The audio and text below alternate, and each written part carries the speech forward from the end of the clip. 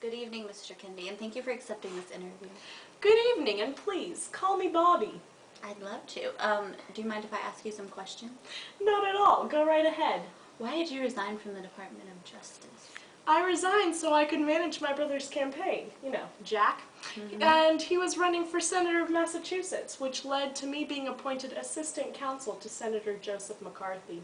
What did you do after this? I left to enter a private law practice. Really? I read your book, The Enemy Within. What was your inspiration for writing this? I derived most of the information from what I learned about corruption throughout my years in politics. What did you do when your brother decided to run for president? My brother appointed me to become his campaign manager again. Read it. What political subjects did you discuss with your brother while he was president? I advised him to ignore Khrushchev's second note, demanding the withdrawal of the missiles from Turkey during the Cuban Missile Crisis, and accept the terms of the first note. How else did you help with the Cuban Missile Crisis?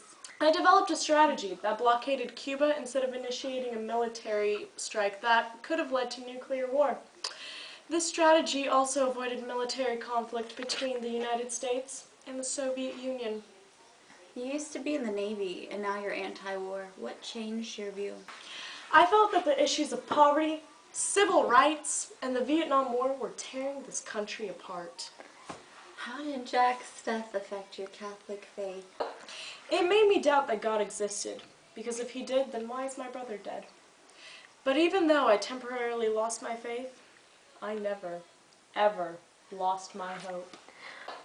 What have you supported that might bring about reform in the United States?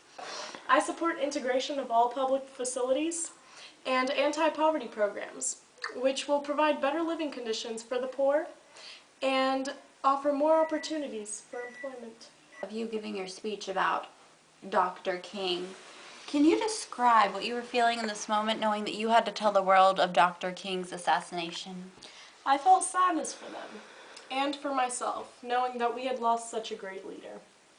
He was truly a great man, and he dedicated his life to love and justice for his fellow human beings. And he died because of that effort. When you decided to run for president, how did you gain support? I drew many voters from the regions of California through South Dakota, and I did it by continuing my brother's policies. That's all I need. Thank you for your time, Bobby. No problem. And as I've said before, there are those who look at things the way they are and ask why.